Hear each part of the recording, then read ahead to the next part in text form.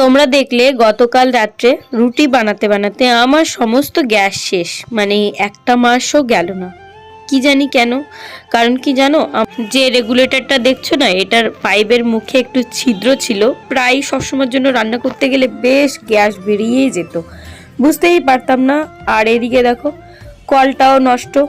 এবার যে রান্না বান্না করব, এদিকে গ্যাস নেই, এদিকে জল নেই। ঠিক আছে, গ্যাস নেই কোনো ব্যাপার না, কিন্তু পাতা দিয়েও রান্না করতে পারবো, কিন্তু জল না হলে তো আর রান্না হবে না। এই যে চলে এসছে সিঞ্জিনি বাবা, ওকে আমি বললাম যে গ্যাসের কোনো খোঁজ খবর পেলে, তো বলছে যে এখনো কোনো কিছু বলা যাচ্ছে না, বাড়িতে নেই, যেই কাকুটার থেকে গ্যাস নেব একটু পরেই আসবে, তখন দিয়ে যাবে। তো আমার এই বেলাটা রান্না করতে হবে, একটু উনুন নেই, তার জন্য এই যে সকালবেলা মেয়েটাকে ব্রাশ করাতে বসবো, একটুখানি কলগেট নিয়ে এসে আমাকে দেখাচ্ছে, তো আমিও ব্রাশ করিনি। তো ওই যে সকালে দেখো উঠোনটাও বাসি, গ্যাস নেই, কল নষ্ট, কি দিয়ে কী করবো, বাসন এক গাদা পড়ে আছে, সেগুলোও মাজতে হবে, তোমাদের দেখালাম তখন। তো ওই জন্য ভাবছি যে কোথায় মাজা যায়, বাড়ি নিয়ে যাবো নাকি ওই বাড়ি। আবার ওই বাড়ি নিতে গেলে আবার ছাদে তুলতে হবে, তারপরে শাশুড়ি মা তো নিজের করে কাজ করে, ওখানে তো যাওয়াই যাবে না। তো যাই হোক, পরে বুদ্ধি করে ভাবলাম দেখি কি করা যায়। সঙ্গে থাকো, দেখতে থাকো, তোমরা সমস্তটা বুঝতে পারবে। আজকে অনেক দিন পরে আমার সুন্দর ঘুম হয়েছে, মানে কি বলবো, কালকে রাত্রেবেলা একটা বই দেখছিলাম আফতার, তো ওই বইটা দেখতে দেখতে না সে ঘুম পেয়ে গেছে, ঘুমিয়ে পড়েছি। আর সকালে যে 8টা বাজে, 8টার সময় উঠলাম, এতটা। তো চলো, আজকে দিনটা মোটামুটি ভালোই লাগছে, কিন্তু কোনো কিছুই নেই। চা করবো কিসে, উনুনেই কেননা করতে হলো, আর উনুনে করতে গেলে তো আমার বড় পাত্র লাগবে, কারণ কালি পড়ে যাওয়ার ভয়। তো চলো যাই হোক, চলো দেখতে থাকো আজকে সারাদিন কি কি করছি, সমস্তটা শেয়ার করবো। আর মাথাটা না ঘুরছে, এই মাত্র উঠে দাঁড়ালাম, একদম মাথাটা ঘুরলি দিচ্ছে। আমার মনে হয় প্রেশার লো হয়ে গেছে, আমার একটু মাপতে যেতে হবে। তো তোমরা কেমন আছো? আশা করছি খুব ভালো আছো, অবশ্যই কিন্তু কমেন্ট করে জানিও। কালকে ব্রাশ করে এখানেই গুজে রেখে গেছিলাম, এখন কলগেট আনতে ওই ঘরে আর যাবো না। এই যে দেখছো ব্রাশ, আর আমার এখানে কলগেট থাকে অনেকগুলো, ওখানে আরো দুটো রয়েছে, ওই ঘরেও আরো দুটো রয়েছে। তো এখান থেকে একটা ভেঙে এখানেই রেখে দিই, বলো, মানে সবসময়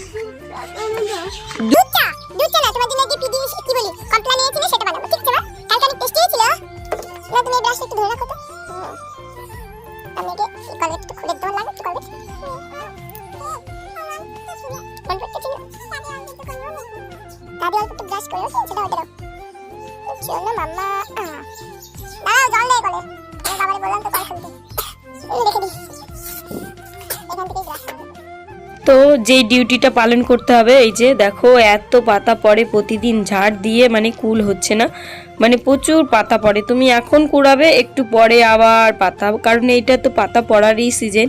আর আমার বাড়িতে দেখছো কত গাছপালা।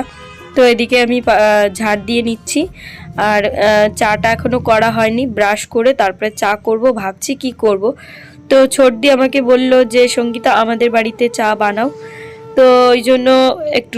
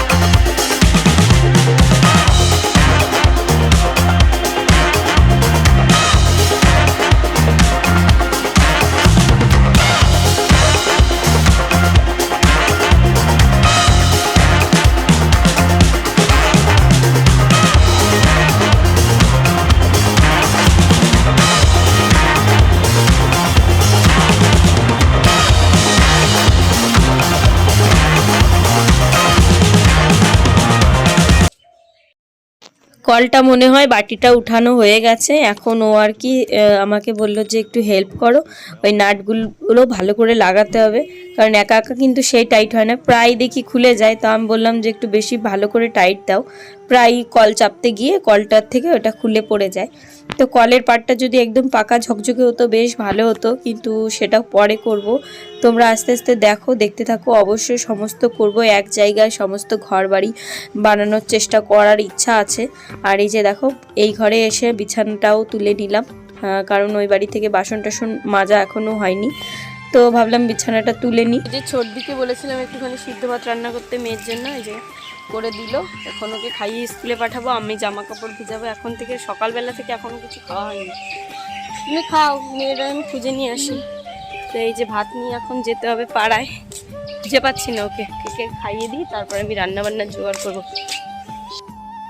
আর দেখো বন্ধুরা, এই যে সেই ফুলটা, যেই ফুলটা আমাদের ওই বাড়িতে লাগিয়েছি, বেশ সুন্দর লাগে কিন্তু, একটা ফুল অনেক দিন ফুটে থাকে। আর এই যে দেখো আমার চারা গাছগুলো বেশ ভালো হয়েছে, ভেবেছি জল দেব, তাই জন্যই ছাদের পর আসছি।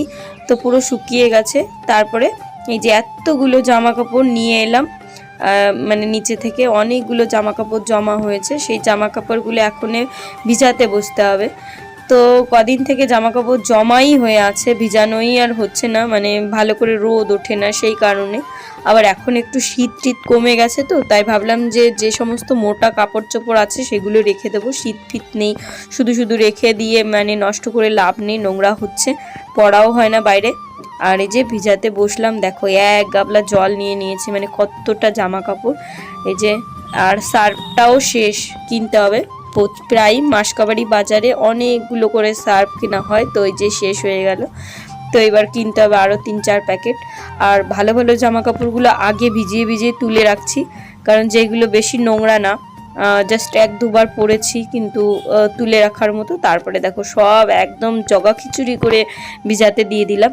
আর মেয়ের দুটো জুতো এনেছি, ভাবছি ওগুলো ভিজাবো। খাওয়া দাওয়া কমপ্লিট, আর এই যে জামা কাপড় এতগুলো ভিজালাম, একটু পরে কাচবো, খেয়ে উঠে কাচতে পারবো না, তো ভাবলাম একটু ভিজিয়ে দিই, একটু পরে তো ভালো মজবে জিনিসটা, তারপরে আমি কাচতে পারবো। আর এই দেখো বন্ধুরা, আমার গাছে এত সুন্দর ফুল ফুটেছে, মাইক ফুল, জানি না নামটা কি, কিন্তু খুব সুন্দর। তো একটু পরে কাছাকাছি করবো। সকালের খাওয়া দাওয়া কমপ্লিট, সর্দি সিদ্ধ ভাত রান্না করেছিল, সেটা অনেকটা ছিল, সেটাই খেয়েছি। আর আমি তো জানো গ্যাস নেই, রান্নাবান্না করতে পারছি না, আজকের দিনে সমস্ত কিছু ফুরিয়ে গেছে, ওই জন্য বলছি দিনটা কেমন যাবে বুঝতে পারছি না। সঙ্গে থাকো, তোমরা দেখতে পারবে। তো দেখো বন্ধুরা, এই যে সমস্ত কিছু গুছিয়ে নিয়েছি। এখানে হচ্ছে মাছ ভাজা ছিল আগের দিনে, সেই মাছটা রেখে দিয়েছি। আর এই যে টমেটো কেটে নিয়েছি, এই যে পালং শাক, আলু। তো আজকে রান্না করবো ওই যে কালকের মাছ দিয়ে এই তরকারিটা আর এই টমেটোর টক। তো চলো আমি রান্নাটা সেরে নিই, তারপর আবার এক গাদা জামা কাপড় ভিজেছি, সেটাও, সেই জামা কাপড়গুলোও কাচতে হবে। ওর বাবাকে বললাম কাচার কথা, তা ওর বাবা বলছে শরীরটা ভালো নেই, তো আমার রান্নাবান্না তাড়াতাড়ি কমপ্লিট করতে হবে, মেয়েটাকে স্নান করাতে হবে, অনেক কাজ আছে। তো চলো আমি রান্নাবান্না শুরু করে দিই, আর তোমাদের সঙ্গে একবারে রান্নার পরেই দেখা হচ্ছে। রান্না করে এসে 2 মিনিটও দাঁড়ায়নি, ভাবলাম জামা কাপড়গুলো একদম ভিজানো আছে, অনেকটা টাইম ভিজেছে, এখন কেচে কুচে স্নান করে নেড়ে দেব। আর স্নানটাও সেরে নেবো এখানে। আর এখন আর গরম জল দিয়ে স্নান করছি না, কারণ ঠান্ডাটাও তেমন নেই, সবারই এলাকায় মানে শীত যে কোথায় পালালো, এই শীত এই শীত, এখন আর শীতের কোনো নামগন্ধই নেই। তো ওই যে এখন কেচে নিচ্ছি, নাইটিগুলো বেশ নোংরা হয়েছিল, ওই জন্য ওই বালতিরগুলো পরে কাচবো, আগে এগুলো কেচে নিই। আর গাছগুলোই তো সকালবেলা জল দিয়েছি, যার জন্য গাছে আর আজকে বিকালে জল দিতে হবে না, ওই জন্য ভাবলাম জামা কাপড় কেচে, এমনি বেলা চলে গেছে, কেচে কুচে নেড়ে দিয়ে তারপরে গিয়ে ভাত খাবো, খেয়ে পর মেয়েকে প্রাইভেটে দিতে হবে। তো মানে একটা চিন্তা থাকে যে মেয়েকে প্রাইভেটে দিতে হবে, সমস্ত কাজ আগে আগে কমপ্লিট করতে হবে, আবার একটু এডিটিং বাকি আছে, মানে এদিকে যে কত ঝামেলা, দিনের কাজ দিনে শেষ না করতে পারলে আবার রাত্রেবেলা এডিটিং করা হচ্ছে না কদিন থেকে, খুবই আলিশিতা লাগছে, যে ভালোই লাগছে না। তো এই যে টুকটুক করে সব জামা কাপড়গুলো মিলে দেবো, শাশুড়ি মার জিনিসগুলোও আছে, তো ওগুলো থাক, আমার মনে ধরবে না, তবুও ম্যানেজ করতে হবে, মানে প্রচুর জামা কাপড়, তো মানে ধরতে গেলে অনেকটা টাইম লাগবে।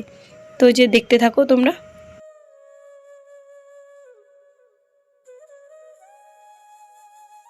আর তোমাদের সঙ্গে একটা কথা বলি, তোমরা তো দেখছো সকালবেলা থেকে এ ঘর আর ও ঘর কাজ করছি, এই বাড়ি আসছি, একবার ও বাড়ি যাচ্ছি, এই করতে করতে না প্রচুর টাইম পেরিয়ে যায়, কোথা দিয়ে যে কোথায় টাইম চলে যায় বুঝতেও পারি না।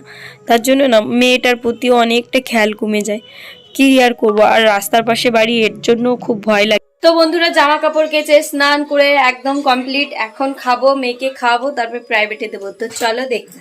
তো আজকে ছিল এই যে রান্না বান্না করে কাজকর্ম করে ব্লগটা কেমন লাগলো অবশ্যই কমেন্ট করে জানিও। সবাই ভালো থেকো, সুস্থ থেকো, সবাইকে টাটা, বাই বাই।